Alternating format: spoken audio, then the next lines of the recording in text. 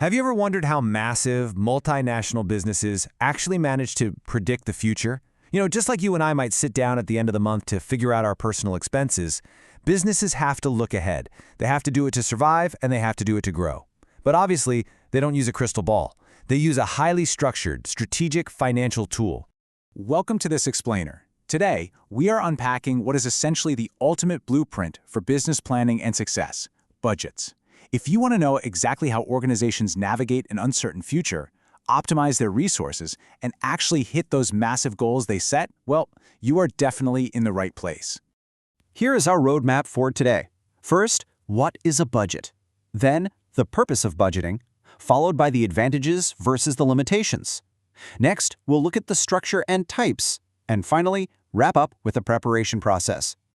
All right, let's jump straight into Section 1, What is a budget? The foundation of forecasting.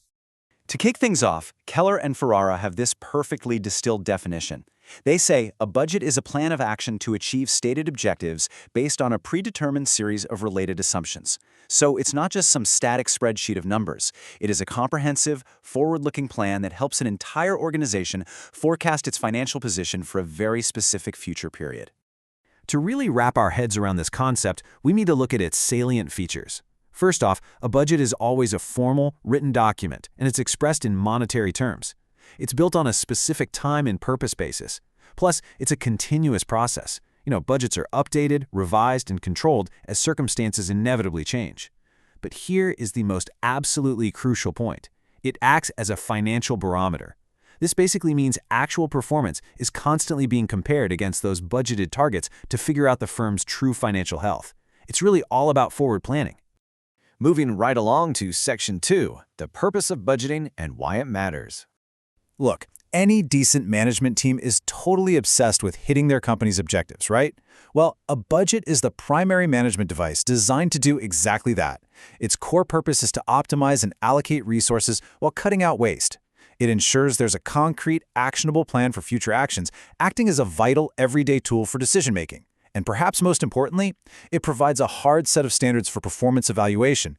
That way, teams know exactly what targets they need to hit and how to take corrective measures if they start missing the mark. Now for Section 3, Advantages versus Limitations, the reality check. Time for an impartial reality check here, because it's not all sunshine and perfect forecasts. The advantages of budgeting are, of course, immense. They maximize profits by guiding operations, they force coordination across different departments, they reduce wasteful costs, and they provide those well-defined performance measurements we just talked about. But they have some very real limitations. They can be incredibly expensive and time-consuming to implement, often requiring specialized staff. They can also introduce a lot of rigidity into an organization, making it super hard to pivot when the market suddenly shifts. And most obviously, they rely entirely on predicting an uncertain future. Even the absolute best, most calculated assumptions can just be flat out wrong. And this brings us to one of the biggest pitfalls highlighted in our source material. There's a great quote that notes, "Budgeting is only an instrument of the management, and it can never substitute the management itself." Developing a budget doesn't just magically guarantee you success. Actually, if the top management doesn't enthusiastically support and actively enforce it, the whole budgetary system will basically collapse. It's a tool, right? Not a substitute for actual leadership. Okay, Section 4, Structure and Types, Framing the Blueprint.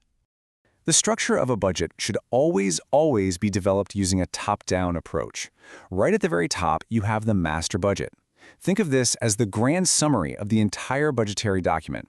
It aggregates all those lower-level budgets produced by the company's various functional areas, ultimately bringing together the final financial planning, cash flow forecasts, and the budgeted profit and loss accounts. Now, from that master summary, things get a lot more specialized. A large-scale business will generally categorize its immense variety of budgets into 3 major buckets: on the basis of time, on the basis of flexibility, and on the basis of specific functions. Let's look a little closer at that flexibility bucket, because this is actually fascinating. Here's the key difference. A fixed budget specifies targets for a particular level of activity, with total rigidity. Once they're set, those targets are not revised. This makes them great for short, highly predictable periods. But a flexible budget, also known as a variable budget, allows for changes based on the actual level of activity. It provides this powerful what-if option, which makes it the absolute preferred choice for predicting worst-case scenarios and navigating deep uncertainty over a longer stretch of time.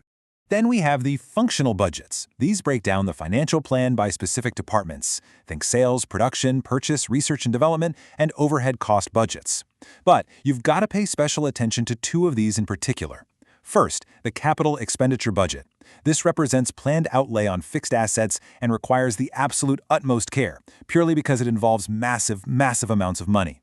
Second, the cash budget is equally vital. It highlights the raw cash receipts and payments required to keep the whole business liquid and operational. Which brings us to our final section, Section 5, the preparation process, executing the blueprint. So how do we put this all together? It builds into a very actionable, chronological, step-by-step preparation process. First, define the objectives. I mean, you can't plan a budget if you don't know what the company's goals actually are, right? Then you locate the key factor, appoint a controller, prepare the budget manual, and finally, decide on the budget period. The really crucial point here is step 2, properly locating and estimating the key factor. This is essentially the ultimate limiting factor to your total activity. It could be a shortage of raw materials, limited power availability, restricted money, or maybe just a total lack of consumer demand. Identifying this specific bottleneck early on is absolutely essential before you even think about proceeding with any other financial calculations. Once that limiting key factor is nailed down, a senior executive, called the controller, is appointed to coordinate the whole program. Their primary output? Creating the budget manual. This is a comprehensive collection of documents containing all the key information, the rules, and the procedures involved in the planning process. It is quite literally the rulebook for how the organization is going to build its financial blueprint. After this manual is set in stone, a budget committee steps in to finalize the exact period the budget will actually cover. And that brings us to the end of our journey today. As we've seen, a budget is so much more than just a list of upcoming expenses. It is a continuous financial barometer, a vital tool for coordinating departments, and honestly, the ultimate blueprint for navigating an incredibly uncertain future. So the question I want to leave you with today is this. Is your business or organization just flying blind and hoping for the best, or are you actively budgeting for success? Thanks so much for joining me for this explainer.